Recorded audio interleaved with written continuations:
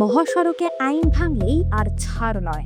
গাড়ি নম্বর শনাক্ত করে স্বয়ংক্রিয়ভাবে মামলা, মোবাইলে যাবে বার্তা। এমন কৃত্রিম বুদ্ধিমত্তা ভিত্তিক অটো ফাইন সিস্টেম চালু হলো ঢাকা চট্টগ্রাম মহাসড়কে।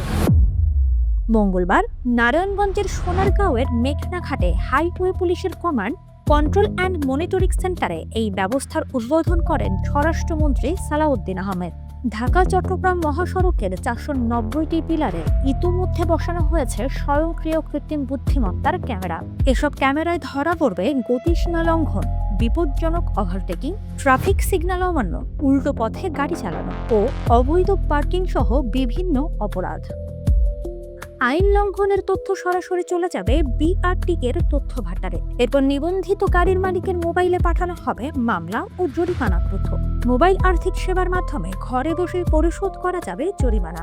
বারবার আইন ভাঙলে গাড়ির নিবন্ধন বাতিল সহ কঠোর ব্যবস্থা নেওয়ার কথাও জানিয়েছে কর্তৃপক্ষ। স্বরাষ্ট্রমন্ত্রী জানিয়েছেন, ঢাকা চট্টগ্রাম মহাসড়কে এই প্রযুক্তির অভিজ্ঞতা মূল্যায়ন করে পর্যায়ক্রমে দেশের সব মহাসড়কে চালু করা হবে। একই সঙ্গে চাঁদাবাজি ও অবৈধ যান চলাচল বন্ধ প্রযুক্তির ব্যবহার বাড়ানোর কথাও জানিয়েছেন তিনি। অর্থাৎ মহাসড়কে এখন থেকে আইন ভাঙার ঘটনা শুধু চোখে দেখা নয়, ক্যামেরায় ধরা পড়বে, তথ্য যাবে স্বয়ংক্রিয় ব্যবস্থায়, আর জরিমানার বার্তাও পৌঁছে যাবে গাড়ির মালিকের মোবাইলে।